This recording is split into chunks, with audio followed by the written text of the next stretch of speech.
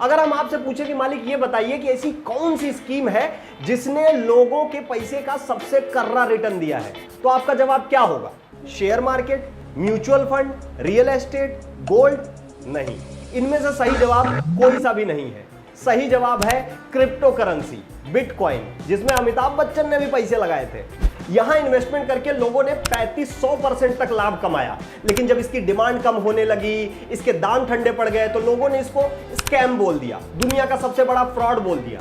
इसलिए आज के एपिसोड में हम यही जानेंगे कि ये भैया इन बातों में कितनी सच्चाई है और भारत सरकार का इसको लेकर क्या टेक है।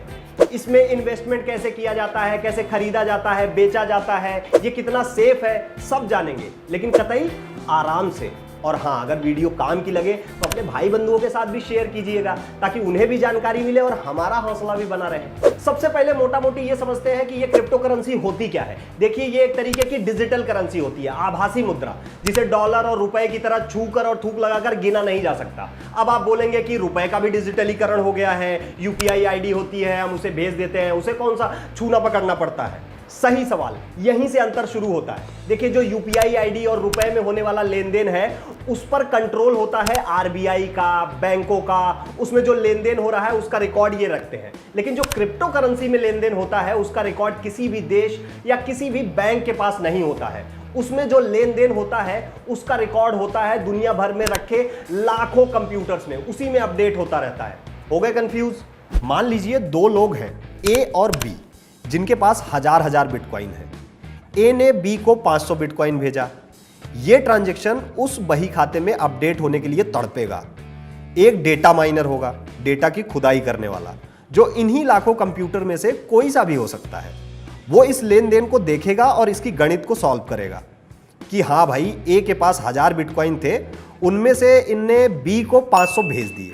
अब ए के पास 500 बचे और बी के पास 1500 हो गए, और यही डिटेल हर जगह अपडेट हो जाएगी। नो हेरा फेरी, मतलब इतनी पारदर्शिता। किसी ने अगर छेड़छाड़ करने की कोशिश की, चोरी करने की कोशिश की, तो हो ही नहीं सकती। उसका पता हर जगह लग जाएगा, मतलब चोरी हो ही नहीं सकती। ये सब ब्लॉकचेन नाम की एक टेक्नोलॉजी पर चलता है। अगर आप डिटेल में इसकी जानकारी लेना चाहते हैं या फिर जानना चाहते हैं कि इसके दाम कैसे तय होते हैं, इसे कितनी संख्या में बनाया जाता है, ये पूरा खेल कैसे चलता है, तो हमारा ये एपिसोड जरूर देखिएगा। इसकी लिंक हमने डिस्क्रिप्शन में लगा दी है। बाकी आज का एपिसोड जो है वो हमने बनाया है क्रिप्टो करेंसी पर फैले भ्रम को क्लियर करने के लिए। तो सबसे पहले वही देखते हैं। सबसे पहला भ्रम, क्या भारत में इसे खरीदना बेचना लीगल है? देखिए, अप्रैल 2018 में आरबीआई ने इसकी ट्रेडिंग पर रोक लगा दिया था, लेकिन अभी इसी साल मार्च में सुप्रीम कोर्ट ने इस पर से लगे बैन को हटा लिया है। मतलब इसकी ट्रेडिंग हो सकती है। भारतीय इंटरनेट और मोबाइल संघ की एक याचिका पर सुनवाई करते हुए सर्वोच्च अदालत ने यह फैसला दिया था। यही नहीं, कई देशों में इसको लेकर अलग से नियम भी बनाए जा रहे हैं। देखिए, हम अंतर्यामी तो है नहीं, लेकिन इतना जरूर कह देते हैं कि कोई इसे बैन करने के मूड में नहीं।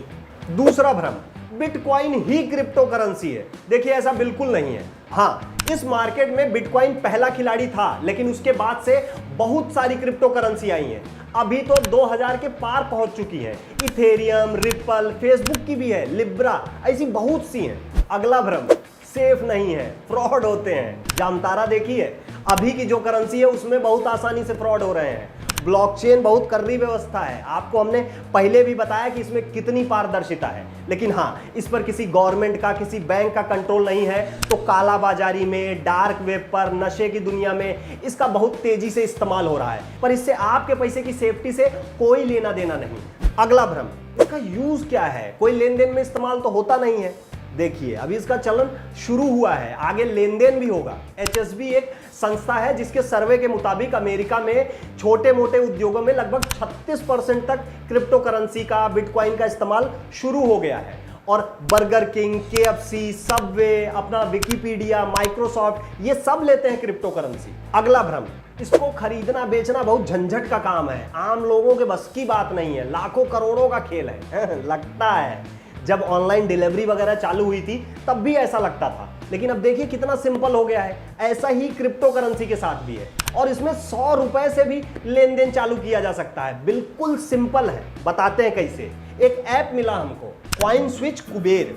उसका तो दावा है कि आपने ऐप डाउनलोड करके उस पर अपना रजिस्ट्रेशन कर लिया, जिसमें मात्र 2 मिनट लगते हैं।